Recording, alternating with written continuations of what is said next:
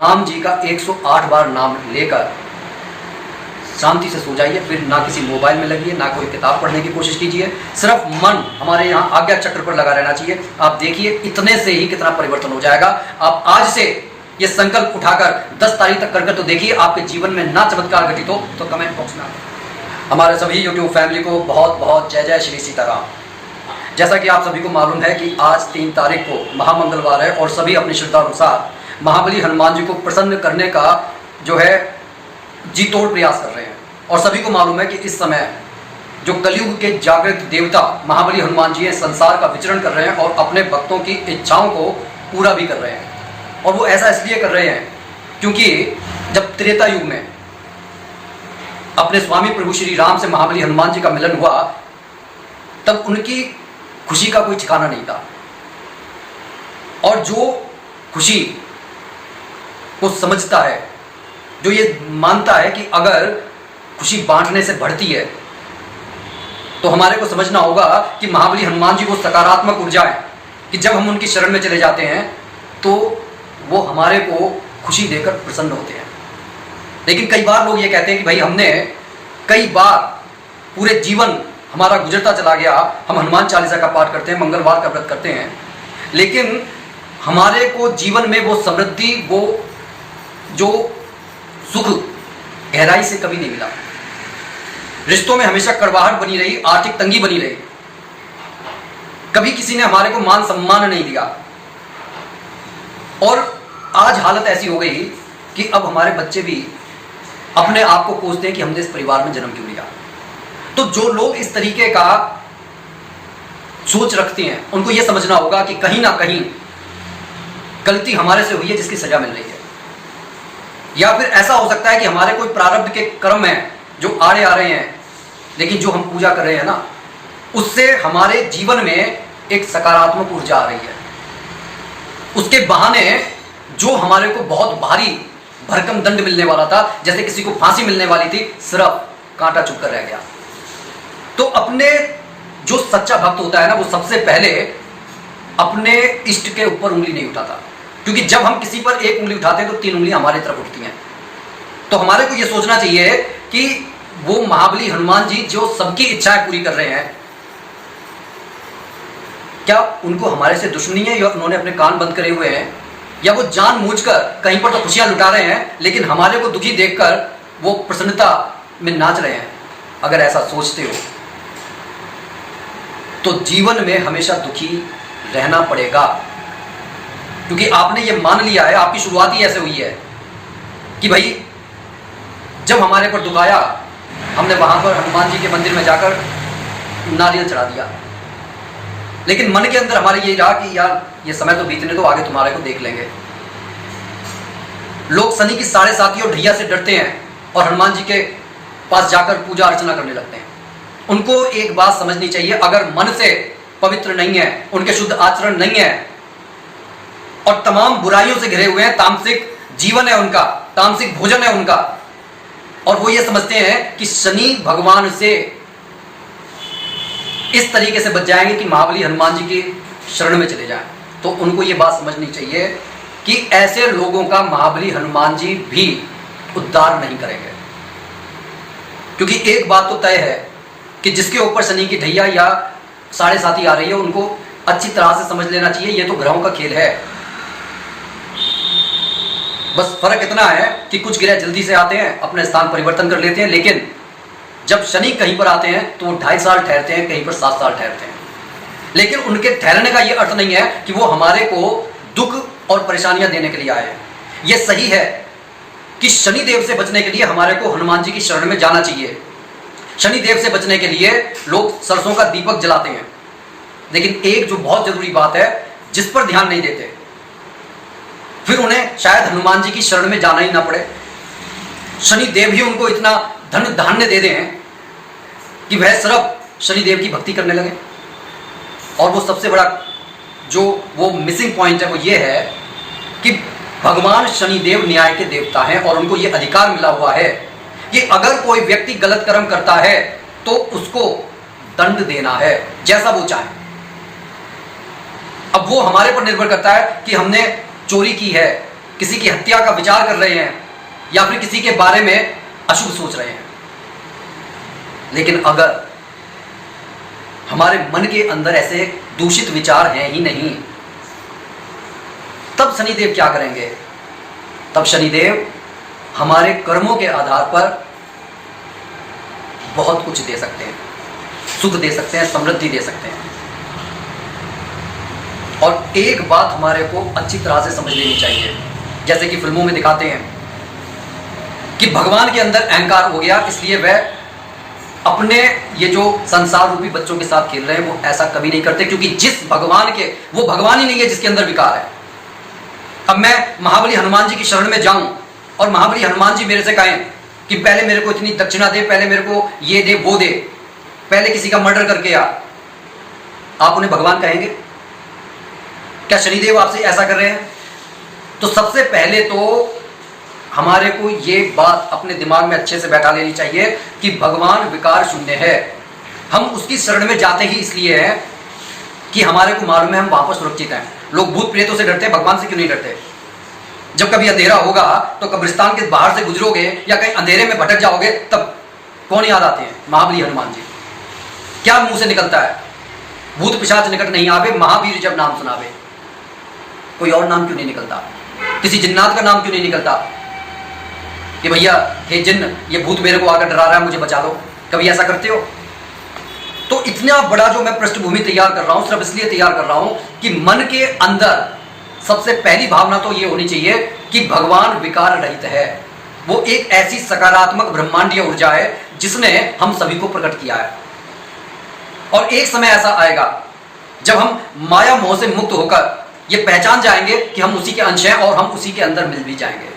लेकिन जब तक ये माया के बंधन हमारे को जकड़े हुए हैं, हमारा अनवरत जन्म होता रहेगा, हम 84 लाख योनियों में भटकते रहेंगे। हमारे को ये समझना चाहिए कि ये जो मनुष्य तन हमारे को मिला है, ऐसे कौन से हमने पुण्य किए थे कि हमारे को ये शरीर मिला है, और मिला उस ईश्वर की कृपा से है। तो ये भजन करने के लिए मिला है, हमारे को अपने आप को पहचानने के लिए मिला है, ताकि हम उसके अंदर समा जाएं। उसके अंदर समा जाने से क्या होगा कि हमारा फिर कभी जन्म नहीं होगा।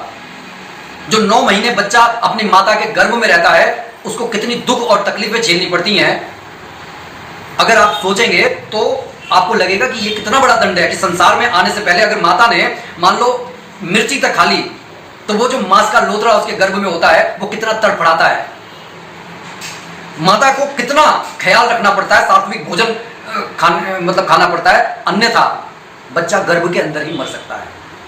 अगर माता गलत और दूषित विचारों को स्थान देती है तो बच्चे के अंदर, बच्चा क्योंकि वो आत्मा का वो शुद्ध रूप होता है, वह उन विचारों से बचने की कोशिश करता है, लेकिन वो बच नहीं सकता। क्यों? क्योंकि उसके अंदर वही रक्त जो है भ्रमण कर रहा है जो माता के विचारों में है, वो बच नहीं सकता। संसार में आने से पहले ही वो भटकने लगता है। तो हमारे को जब ये मनुष्य तन मिला है तो कोशिश हमारे को ये नहीं करनी है, हमारे को ये जानने की कोशिश नहीं करनी है कि भाई ये मेरी इच्छा पूरी होगी कि नहीं होगी। सिर्फ शुद्ध हृदय से पवित्रता के साथ प्रभु के शरण में चले जाओ, बाकी वो देख लेगा।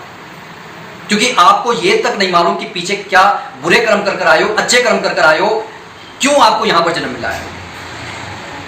लेकिन उस परमपिता परमात्मा को सब मालूम है। जब हम उसकी शरण में जाएंगे तो उसके दिव्य प्रकाश से शायद हमारे ज्ञान चक्षु खुल जाए, और जब वो ज्ञान चक्षु खुल जाएंगे तो होगा क्या? तब ये होगा कि ये संसार की माया बंधन हमारे को बांध नहीं सकेगी, क्योंकि हमें मालूम है कि ये सब चीजें क्षणभंगुर हैं, और क्षणभंगुर चीजों में आसक्ति व्यक्ति नहीं रखता। आप इमेजिन करके देखिए, हो सकता है कि ये आपको विभत्स उदाहरण लगे, आपके शरीर का मल, क्या आप उसे अपने कभी पकड़ कर रखना चाहते हैं? नहीं ना। आप अगर उसके पकड़ कर रखना चाहेंगे तो आप बीमारियों से गिर जाएंगे। इसलिए होता यह है कि उसके निष्कासन की व्यवस्था की गई है। उसी तरीके से ये शरीर भी, अगर आप गौर से देखेंगे, ये आत्मा का सिर्फ चोला है, और इसे छोड़कर जाना पड़ेगा जब ये जीर्ण शीर्ण हो जाएगा। इसलिए इसमें आसक्ति रखना, या इस संसार की उन व्यवस्थाओं में आसक्ति रखना कि ये मेरे को सुख दे रही है, इससे कुछ होने वाला नहीं है। तो सबसे पहले सिर्फ अपने जीवन को सुधारने की कोशिश कीजिए। मैं ये नहीं कह रहा कि अपनी घर की जिम्मेदारियों से भाग जाइए, धन कमाने की कोशिश मत कीजिए, क्योंकि सबसे पहला निराकरण तो यह है कि हमारे को धन कमाना है। लेकिन धन पर भी कई बार नकारात्मक हमारी ऐसी सोच होती है कि बैरियर्स लगे होते हैं। लेकिन जब इष्ट हमारे से प्रसन्न हो जाते हैं तब हमारा कल्याण हो जाता है। आज का सारा जमाना महाबली हनुमान जी की शरण में क्यों जा रहा है? क्योंकि वह हमारे संकटों को हल लेते हैं। लेकिन हमें भूलना नहीं चाहिए, जब हम उनकी पूजा कर रहे हैं मंगलवार के दिन, तब गणेश भगवान को बिल्कुल नहीं भूलना चाहिए, क्योंकि गणेश भगवान को याद किए बिना हमारी कोई भी पूजा सफल नहीं हो सकती। इसलिए गणेश भगवान को याद कीजिए, अपने गुरु को याद कीजिए, इष्ट को याद कीजिए, और फिर हनुमान जी की आप पूजा कीजिए। फिर देखिए आपके जीवन में किस तरीके से ट्रांसफॉर्मेशन नहीं होता। और जो एक बार महाबली हनुमान जी की शरण में चला जाता है उसका कल्याण होकर रहता है। एक छोटा सा उपाय आपको बता रहा हूं, लेकिन यह उपाय आपको एक समय में बैठकर करना है, जिसमें 4-5 घंटे लग जाते हैं। और ऐसा नहीं है कि ये सिर्फ आपसे कहने के लिए कर रहा हूं, मैं तो कितने समय से करता हुआ आ रहा हूं, लेकिन आज सिर्फ आपको ये दिखाने के लिए कि नहीं, ये किया जाता है, कोई इसे मन को से करता है। क्योंकि हमारे को हनुमान चालीसा के 108 पाठ करने हैं। ज्यादातर जो संत लोग हैं आपको कहेंगे कि 100 बार पाठ कीजिए। तुलसीदास जी ने भी कहा है कि जो 100 बार पाठ कर कोई, छूटे बंदी महासुख होई, जो यहां पढ़े हनुमान चालीसा होई सिद्धि साखी गौरी सा। लेकिन मैं आपसे कह रहा हूं कि जब मन का 108 का है तो 100 के बाद में रहे कितने जाते पाठ है, लेकिन इसमें टाइम लगता है। एक व्यक्ति एक स्थान पर कंटिन्यू बैठकर नहीं कर पाता, क्योंकि नकारात्मक ऊर्जा हमारे को प्रभावित करती है। कई बार वो कहेंगी कि भैया जाओ कुछ खाकर आओ, पीकर आओ, या फिर और कुछ नहीं तो भैया बाथरूम लगने लगेगी, जाना पड़ेगा। तो कोशिश हमारे को ये करनी है कि सबसे पहले महाबली हनुमान जी के सामने बैठकर अपनी हर चीज की माफी मांग लीजिए। माफी मांगने के बाद कहिए कि मेरी पूजा को सफल बनाने का श्रेय भी आपको ही है, आपसे ही मांग रहा हूं, आपसे ही हूं, और ये पूजा भी आपकी कृपा से सफल होगी, क्योंकि मेरे अंदर तो कोई हुनर है नहीं, ना मुझे पूजा करनी आती है, ना मुझे आपको प्रसन्न करना आता है, बस हाथ जोड़ने आते हैं, मुंह चलाना आता है। इसको ही मेरी पूजा समझ लीजिए और इसको सफल बना लीजिए। ये पूजा मंगलवार के दिन, और ये जो उपाय मैं बता रहा हूं ना, इस उपाय से जो लोग बुरे फंस गए होते हैं कोर्ट कचहरी में, जो जेल के अंदर होते हैं, उन्होंने ये उपाय करके अगले दिन यहां तक खबर आई है कि भैया उसे रिहा करना पड़ा है। लेकिन फिर मैं एक बात कहूंगा कि अगर आप गलत हैं तो सकारात्मक ऊर्जा आपसे दूर रहेगी। आप अगर ये चाहते हैं कि नकारात्मक ऊर्जा खत्म हो जाए तो सकारात्मक ऊर्जा आपके साथ है। लेकिन अगर आप ये चाहते हैं कि सकारात्मक ऊर्जा मेरी मदद कर दे, लेकिन मैं भैया नकारात्मकता में ही जीऊंगा, मैं जीवन के सारे गंदे काम करूंगा, तो महाबली हनुमान जी आपकी मदद करने नहीं आएंगे। आप सबसे पहले तो प्रभु श्री गणेश जी को याद करके प्रभु श्री राम का नाम 108 बार लिख सकते हैं, या जय सीताराम लिख सकते हैं। ऐसे पन्ने आते हैं कई सारे, अमेजोन पर भी उपलब्ध है, और कई जो धार्मिक संस्थाएं हैं वो फ्री ऑफ कॉस्ट भी देती हैं। तो आप यहाँ पर जो है इस तरीके से राम नाम लिख सकते हैं, जय सीताराम लिख सकते हैं, जैसी आपकी श्रद्धा है। क्योंकि मैं ज़्यादातर अगर लिखता हूँ तो जय श्री सीताराम लिखता हूँ, और उसके बाद में देखिए मैं इस तरीके से लिखता हूँ,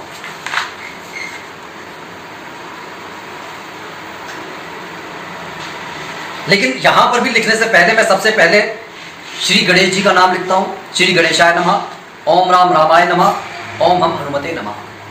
और उसके बाद में 108 बार लिखने के बाद में जब हनुमान चालीसा का 108 बार पाठ करता हूं तो मैं मनके के स्थान पर इस तरीके से लिख लेता हूं,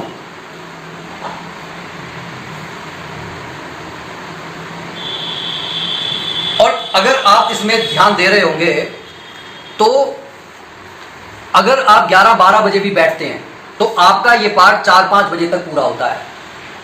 इस टाइम में मेरी थोड़ा सा परिवर्तन होता रहता है, कभी 5 बजे पूरा होता है, कभी 4:15 बजे पूरा होता है। लेकिन आपको अपने जीवन में अगर ट्रांसफॉर्मेशन चाहिए तो आपको इतना तो करना पड़ेगा। अगर आप इतना भी नहीं कर सकते और महाबली हनुमान जी की कृपा चाहते हैं, अरे भैया जो लोग यूपीएससी एसएससी क्लियर करते हैं उन्हें भी रात रात भर पढ़ना पड़ता है।